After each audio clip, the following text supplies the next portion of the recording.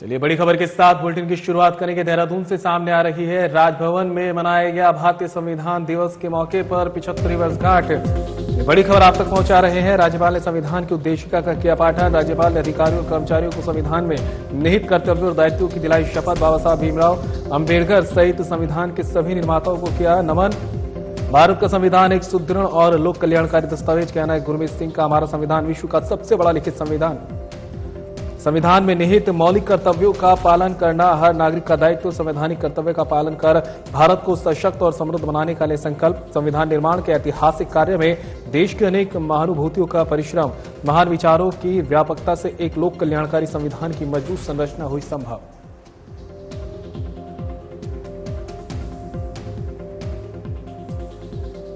आज भारत के संविधान दिवस की 75वीं वर्षगांठ के अवसर पर मैं सभी देशवासियों को हार्दिक शुभकामनाएं देता हूं। हमारा संविधान भारत की विविधता, एकता और लोकतांत्रिक मूल्यों का प्रतीक है। यह हमें समानता, स्वतंत्रता और न्याय के सिद्धांतों पर चलने की प्रेरणा देता है। आइए इस संविधान दिवस पर हम सभी एकजुट होकर यह संकल्प लें कि हम अपने संवैधानिक कर्तव्यों का पालन करते हुए भारत को और अधिक सशक्त और समृद्ध बनाएंगे। जय हिंद। तो वही संविधान दिवस के अवसर पर मसूरी के अंबेडकर चौक स्थित संविधान निर्माता बाबा साहब डॉक्टर भीमराव अंबेडकर की मूर्ति पर कांग्रेस पार्टी ने माल्यार्पण कर उन्हें नमन किया है। इस दौरान वक्ताओं ने कहा कि बाबा साहब अंबेडकर ने धर्मनिरपेक्ष सभी लोगों के हितों की रक्षा करने और सभी धर्म को बराबरी का हक देने वाले संविधान को बनाकर भारत के नवनिर्माण में ऐतिहासिक कार्य किया है। इस मौके पर शहर कांग्रेस अध्यक्ष अमित गुप्ता ने कहा कि कुछ लोगों की ओर से संविधान के साथ छेड़छाड़ की जा रही है और कांग्रेस पार्टी देश और प्रदेश स्तर पर संविधान बचाने के लिए कार्य कर रही है, जिसके चलते आज से लेकर 26 जनवरी तक जन जागरूकता अभियान चलाया जाएगा। वहीं पूर्व विधायक जोत सिंह गुंसोला ने कहा कि पूरे देश में 75वां संविधान दिवस धूमधाम के साथ मनाया जा रहा है। संविधान बचाने के लिए कांग्रेस पार्टी लगातार प्रयास कर रही है।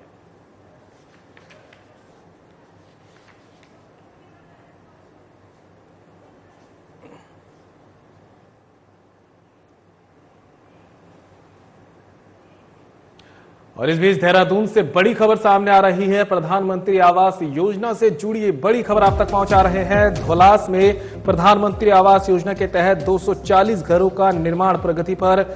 एमडीडीए वीसी बंशीधर तिवारी ने धौलास का किया स्थलीय निरीक्षण।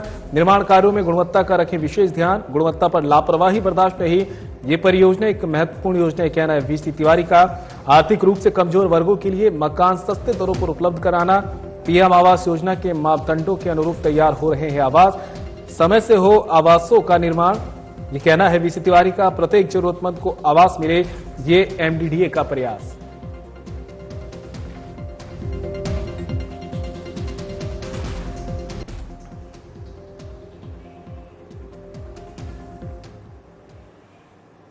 और यहां रुकेंगे ब्रेक के लिए, कहीं मत जाइएगा, जल्द होंगे हाजिर।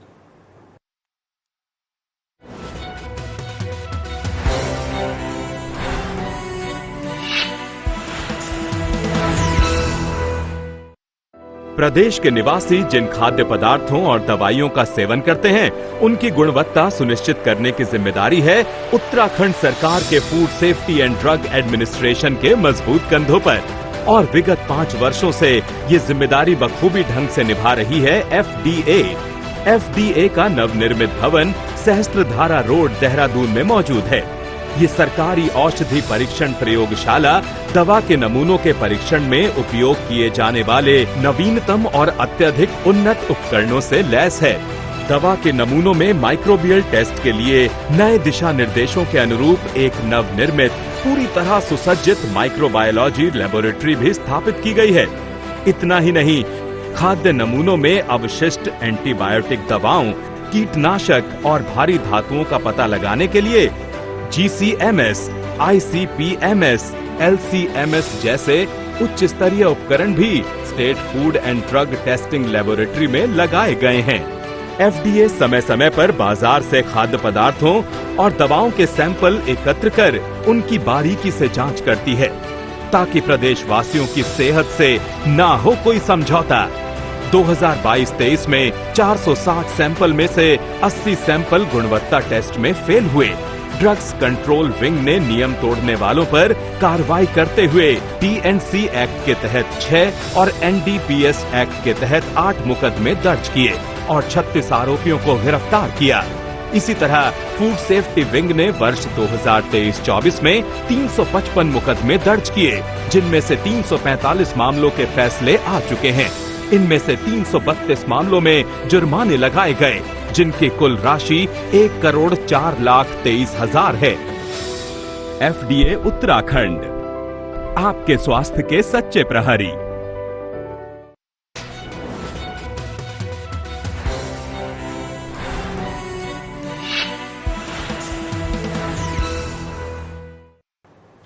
ब्रेक के बाद आप सभी का स्वागत है। खबरों में आगे बढ़ते हैं। सैनिक कल्याण मंत्री गणेश जोशी ने देहरादून के विजयपुर में all India Gorkha ex serviceman welfare association के 2 दिवसीय वार्षिक सम्मेलन में बतौर मुख्य अतिथि प्रतिभाग किया। 76वां वार्षिक सम्मेलन में देश के कई राज्यों पंजाब, उत्तर प्रदेश, हिमाचल प्रदेश, पश्चिम बंगाल, मेघालय सहित कई राज्यों के all India Gorkha ex serviceman welfare association के डेलीगेट्स भी पहुंचे, जहां उन्होंने सैनिक कल्याण मंत्री गणेश जोशी का स्वागत किया और अभिनंदन भी किया। इस दौरान सैनिक कल्याण मंत्री गणेश जोशी ने all India Gorkha ex serviceman welfare association में विधायक निधि से टिन शेड और टाइल्स निर्माण कार्य का लोकार्पण भी किया।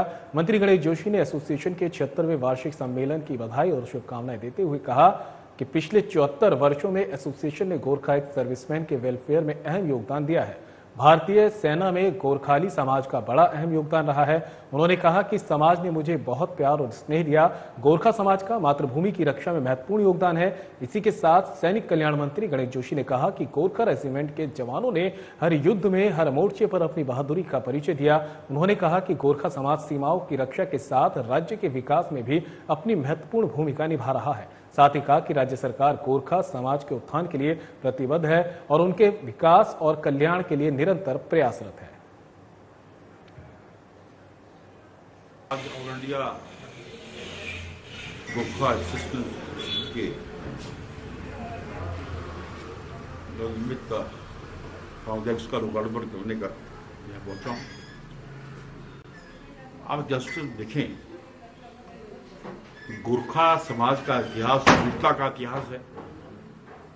जनरल मलिक शाह ने कहा था एक बार, अगर कोई व्यक्ति ये कहता है कि मैं मरने से नहीं डरता, या तो वो गोरखा है या वो झूठ बोल रहा है। ये ऐसी बहादुर कौम है, क्योंकि ये संस्था एसोसिएशन की वेलफेयर के लिए काम करती है और मैं भी एक पूर्व सैनिक हूँ, मेरा इनसे विशेष लगाव है। उत्तराखंड की सबसे बड़ी गोरखा बाहुल्य विधानसभा का प्रतिनिधित्व करता हूं और लगातार 3 बार से मैं यहाँ की जनता ने मुझे सेवा करने का मौका दिया है।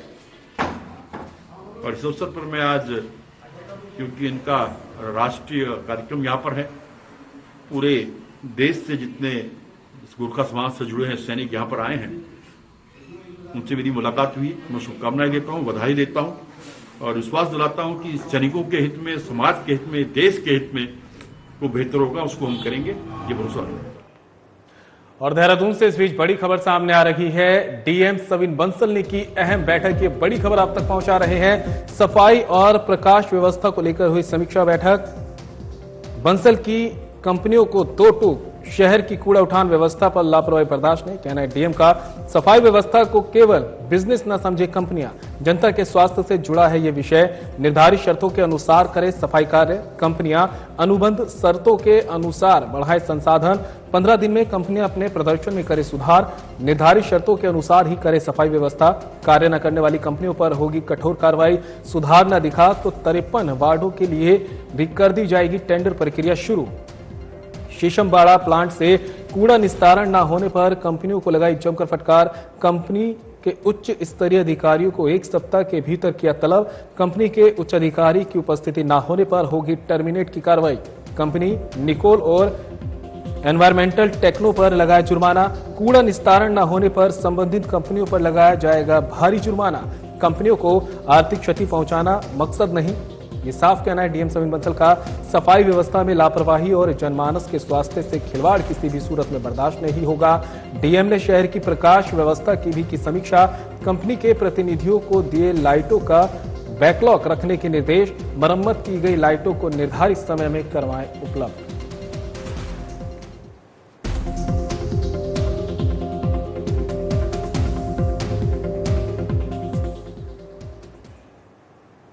वहीं महानगर कांग्रेस कमेटी ने काशीपुर की जन समस्याओं को लेकर नगर निगम में धरना प्रदर्शन किया है। साथ ही उन्होंने जिलाधिकारी को नगर निगम आयुक्त के माध्यम से ज्ञापन सौंपा। ज्ञापन में कहा गया कि महानगर काशीपुर में अनेक समस्याएं व्याप्त है, लेकिन निगम की तरफ से लगातार इन समस्याओं की अनदेखी की जा रही है, जिससे नगरवासियों में अत्यधिक रोष है। महानगर कांग्रेस पार्टी काशीपुर की तरफ से लगातार जनहित के मुद्दों से नगर निगम प्रशासन को अवगत कराया जा रहा है, लेकिन कोई सुनवाई नहीं हो रही। कांग्रेस पार्टी ने जिलाधिकारी से जल्द सभी समस्याओं का निदान करने की मांग की है।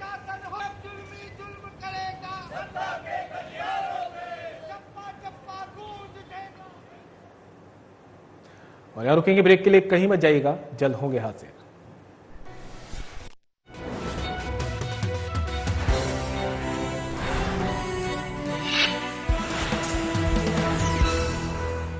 नशा करने के लिए कई लोगों द्वारा एक ही सिरिंज का इस्तेमाल करना HIV के प्रसार का एक बड़ा कारण है। प्रदेश में HIV और एड्स से डटकर मुकाबला करने और इसके प्रसार की रोकथाम हेतु बड़े स्तर पर कार्यक्रम चला रही है उत्तराखंड सरकार। राष्ट्रीय एड्स नियंत्रण कार्यक्रम के तहत उत्तराखंड राज्य एड्स नियंत्रण सोसाइटी पूरे जोरों पर अपनी गतिविधियों का संचालन कर रही है। इंजेक्शन से नशा करने वालों यानी IDU के लिए राज्य में NGO के माध्यम से लक्षित हस्तक्षेप यानी TI प्रोजेक्ट लागू किया जा रहा है। इसके तहत 7 TI NGO के माध्यम से 2000 से अधिक ऐसे लोगों की मदद की जा रही है जो इंजेक्शन से नशा करते हैं। TI कार्यक्रम के तहत इन लोगों को काउंसलिंग, HIV और syphilis screening, abscess management, needle syringe के नुकसान को कम करने वाली सेवाएं जैसी कई जरूरी सुविधाएं प्रदान की जाती हैं। नशीली दवाओं की लत के शिकार लोगों के परिजनों से मिलकर भी उन्हें मोटिवेशनल सपोर्ट दिया जाता है। निडल सिरिंज एक्सचेंज प्रोग्राम यानी NSEP के तहत NGO कर्मी नशीली दवाओं के इंजेक्शन लगाने वालों को नई सुई और सिरिंज मुहैया कराते हैं और पुरानी व इस्तेमाल की गई सुई और सिरिंज एकत्र करते हैं। साथ ही प्रशिक्षित चिकित्सा अधिकारी की देखरेख में ओपियोइड सब्स्टिट्यूशन थेरेपी यानी OST भी दी जाती है। राज्य के सरकारी अस्पतालों में 8 OST सेंटर हैं, जो देहरादून, रुड़की, हरिद्वार, रामनगर, नैनीताल, रुद्रपुर, काशीपुर और सितारगंज में मौजूद है। साथ ही 2 सैटेलाइट OST सेंटर भी हैं, जो दूर दराज के इलाकों में OST की सुविधा देते हैं। इंजेक्शन से ड्रग्स का नशा छुड़ाने को हम हैं तैयार। HIV एड्स रोकथाम को तत्पर उत्तराखंड सरकार।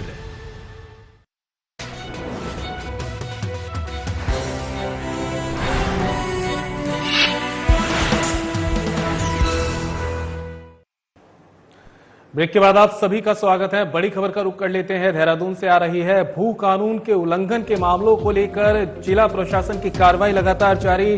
राजस्व अपर सचिव ने की प्रदेश वासियों से अपील, बाहरी लोगों से किसी भी तरह की जमीन का ना करे सौदा किया तो उठाना पड़ेगा वित्तीय नुकसान। भू कानून का उल्लंघन करने वाले बाहरी राज्य के व्यक्तियों पर हो रही कड़ी कार्रवाई। राज्य से बाहर का व्यक्ति भू कानून का उल्लंघन करने के मामले में नहीं बच पाएगा। जिलाधिकारी भी जमीनों की रजिस्ट्री में बरतें सावधानियां। भू कानून के उल्लंघन से जुड़े लोग उन्हीं जमीनों को राज्य के निवासियों को बेचने का कर रहे हैं काम। राज्य के निवासी बाहर के व्यक्तियों से ना खरीदे जमीन, नहीं तो उठाना पड़ेगा नुकसान।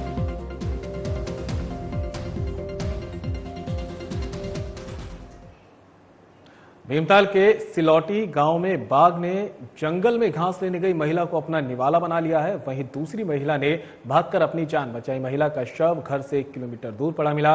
सूचना मिलते ही विधायक राम सिंह केड़ा और वन क्षेत्राधिकारी विजय मेघलकानी अपनी टीम के साथ पहुंचे हैं।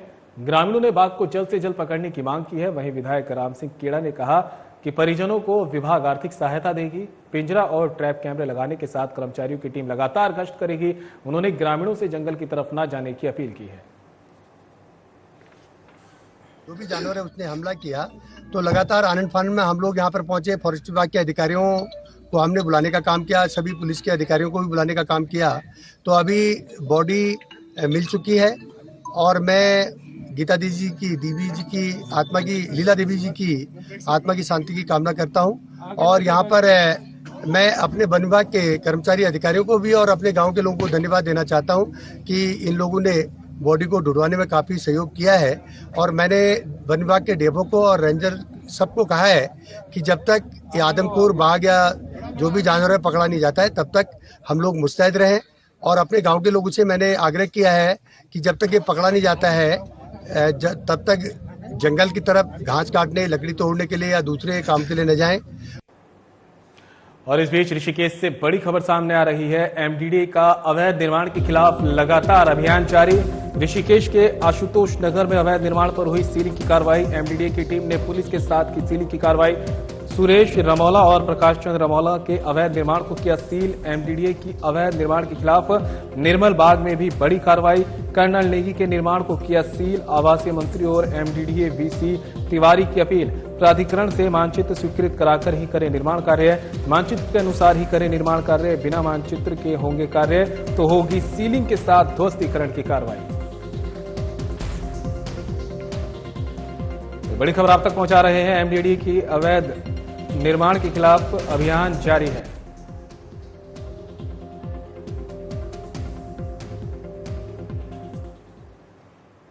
और बुलेटिन में मेरे साथ इतना ही, लेकिन जाते जाते आपको ऋषिकेश के त्रिवेणी घाट लिए चलते हैं जहां पर गंगा आरती का सीधा प्रसारण जारी है।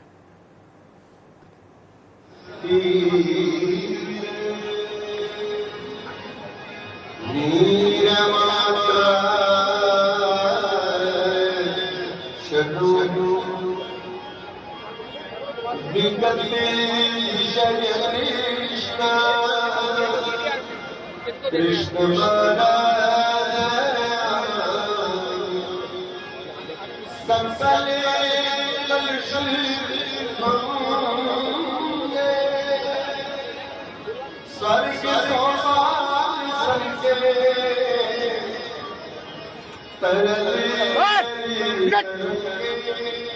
तरंगे देवी गंगे रसीदा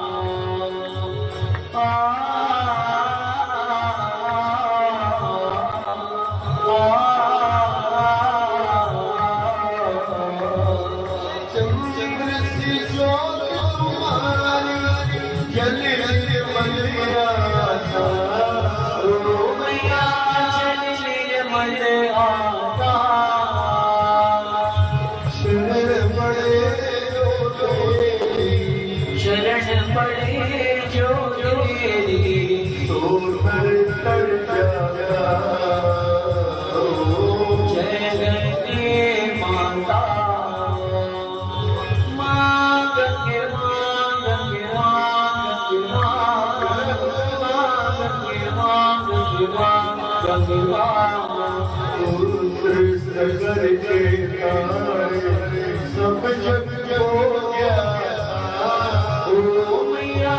जग को व्याप्ता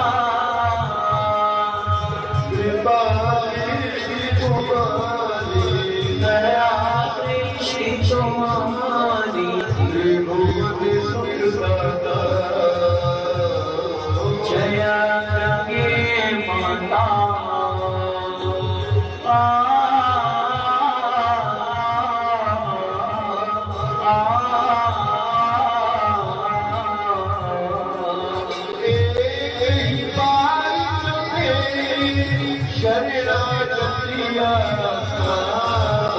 मैया शरणागत आता यम निद्रास विसाकर यम के पाश विसाकर परम गति जय गंगे माता माँ गंगे माँ गंगे माँ गंगे माँ गंगे माँ गंगे माँ मंगल कारी मैया तुम्हें सुखदा ओ मैया तुम्हें सुखदाता तेरी गोद में आकर मेरी शरण में आकर शक्ति जय गंगे माता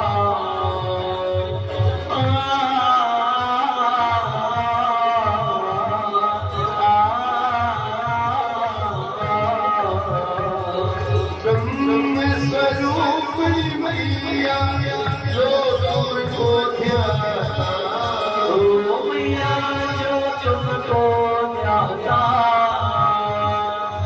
तेरी दया से सोचन तेरी कृपा से सोचन सदगति है माता जय गंगे माता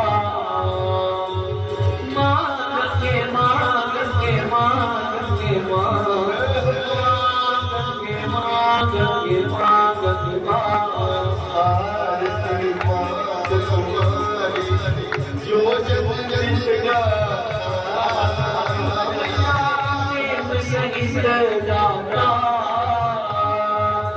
दास वही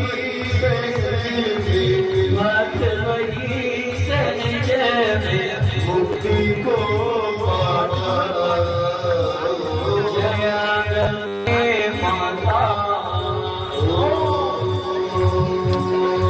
जय गंगे माता मैया के माता जो तुमको ध्याता जो मेरे मैया जी को ध्याता मन वांछित फल पाता ओम जय गंगे माता जय गंगे माता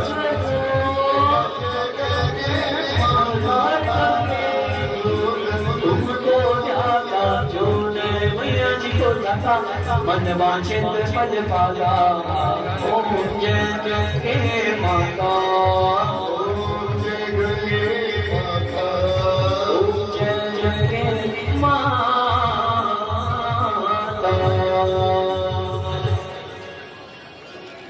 ओम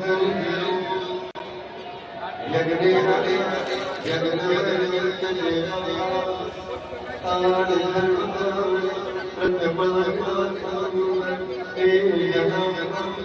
महिमा यत्र सन्ति देवा ओम राजा प्रसंगे सागिने नमो नमः श्रवणाय समेते कामेश्वरो श्रवणो कुबेराय श्रवणाय महाराजाय नमः ओम जो पुष्पं वेदा पुष्पमान् प्रजावा पशुमां भवति चन्द्रमावा पुष्पमान् प्रजावा पशुमां भवति।